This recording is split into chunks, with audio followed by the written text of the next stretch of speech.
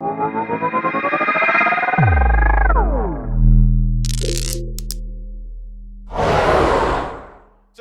here to have a talk, is there NFT content that you can truly own and control?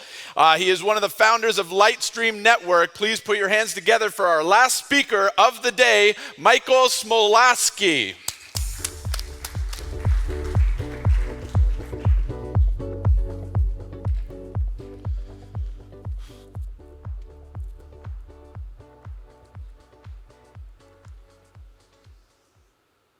Oh, that's not working. Okay. All right, so I'm the last speaker of today, and I know I'm probably holding you back from lunch, so I'll try to get through these slides pretty quick and open up for questions at the end. So, is there NFT content that you can truly own? So content, I mean the meme, image, or whatever digital item is linked to an NFT. Can you truly control and own that content? Well, spoiler alert, currently in NFT 1.0, that's not really possible. However, with a new generation of NFTs, we believe we're getting closer to really making that a reality. And if I want you to get anything out of this presentation today, it's about access control.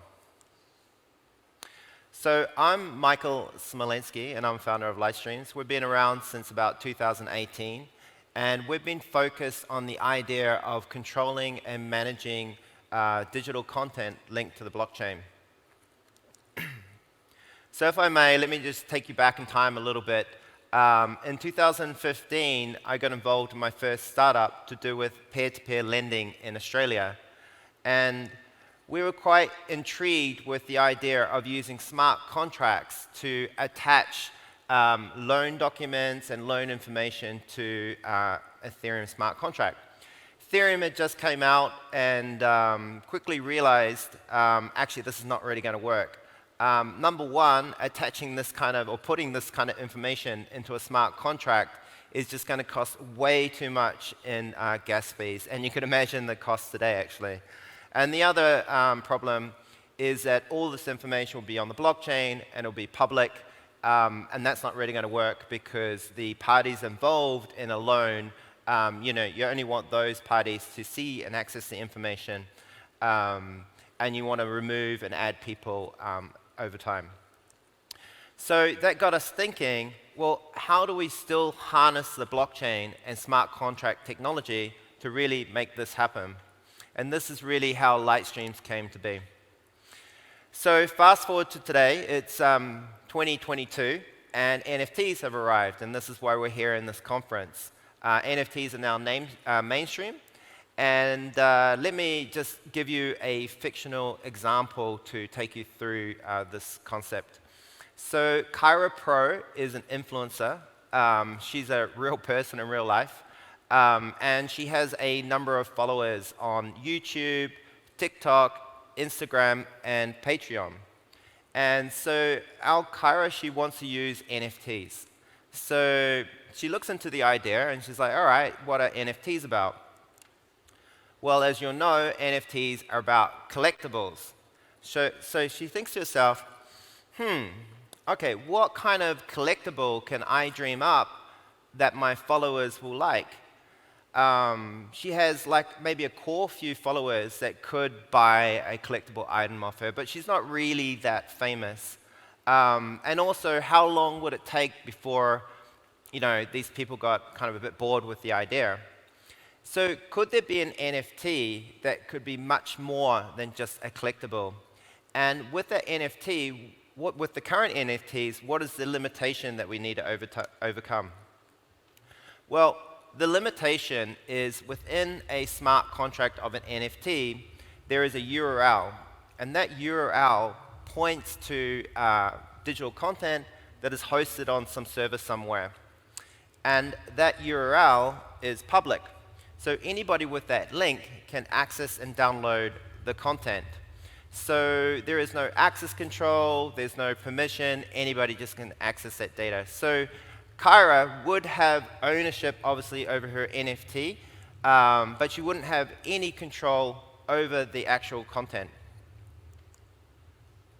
So what if there could be an NFT that we could give Kyra that could be much more than a collectible? What if Kyra could sell exclusive videos to her fans? Her fans would then pay a fixed fee, so this fee would be advertised in the NFT. In exchange for paying that fee, they would be able to access the exclusive content. Now, don't get confused with the actual price for paying for the NFT. That's another transaction, and that is also allowed.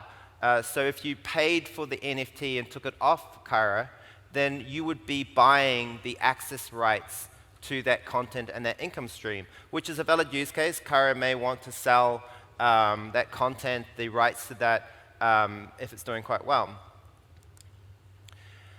And what if content, that video, could be distributed across platforms so that there's not one centralized platform that has overall control of that content? So that content can freely move across platforms, and the smart contract, the NFT, is in control of distribution. The NFT is in control of the payments. And what if someone that did purchase that exclusive video could take that data and independently verify that Kyra is actually the content publisher of that video? Well, we have created this NFT, and let me just go through it at a very high level how it works. So we use two networks to do this, actually. We use the IPFS network, if you've heard about that, the Interplanetary File System. And what we've done, actually, is extend the protocol, and I'll explain that in a moment. And, of course, we use the blockchain network. So the blockchain network is obviously used for deploying and publishing the NFT for Kyra. But the IPFS network is used for distributing the content. Now, IPFS is designed and made for distributing content. So you can distribute any size file from JSON data, PDF, right up to streaming a video or streaming music. And what makes IPFS different is that the data is pulled when you request it. So it's pulled from one node to the other, which is different from a blockchain network, because when you put data onto the blockchain network, it gets broadcast to every node in that network.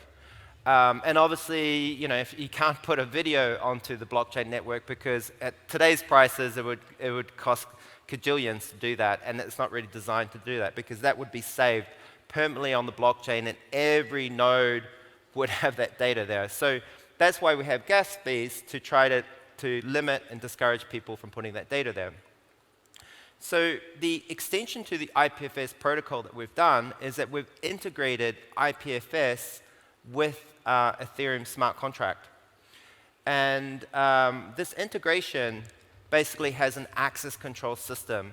So within the NFT smart contract, when someone pays the fee, they get granted access to be able to download, request, and download the data. So no fee, no access to the data. Oh, and one other thing. Within the data that gets added to the IPFS network, we actually put a watermark in there so that anybody that looks at the data can inspect the watermark in each packet, and then that links back to the NFT contract and obviously the owner. So that's how you can verify. And because we use the IPFS network, which is a decentralized and distributed network, it's decentralized. So in this example here, the way we've modified the software for IPFS, we have what we call media pods and media hubs. So a media pod is something that you install and run as an individual, and a media hub is something that platforms install and run. And so in this example, Kyra has linked her digital wallet to her media pod. And when someone purchases the content, that content gets broken up into little bits, into little packets, and it gets moved across a mesh network, a peer-to-peer network, until eventually arrives at the end user who purchased that content. So, what is the opportunity here with this technology? Well, we believe that you can reinvent industries such as social media, gaming, and content streaming. And one way that you can do that is by better algorithms. So the algorithms I'm talking about is algorithms that the platforms use to surface content to you to say, hey, this is popular, this is what you should watch. And how these algorithms can be better by using crypto to make payments to purchase content, and even crypto to add a comment or add a like.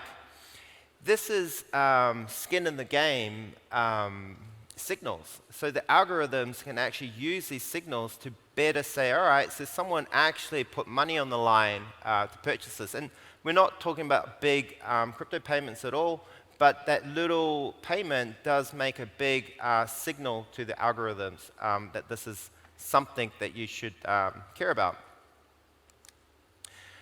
And the other significant thing with this technology, by it being decentralized, you're actually shifting power away from the platforms to the content creators and the end users, which is quite a big thing. When I was traveling up here yesterday, I hired a car and actually caught up with an old friend, and she was from Ukraine. And we stopped for lunch and we got talking, and she actually told me that NFTs are quite big in Ukraine, and obviously we touched on the topic of the catastrophes that are going on there. And she said that quite a lot of money has been raised and quite a lot of awareness through NFTs.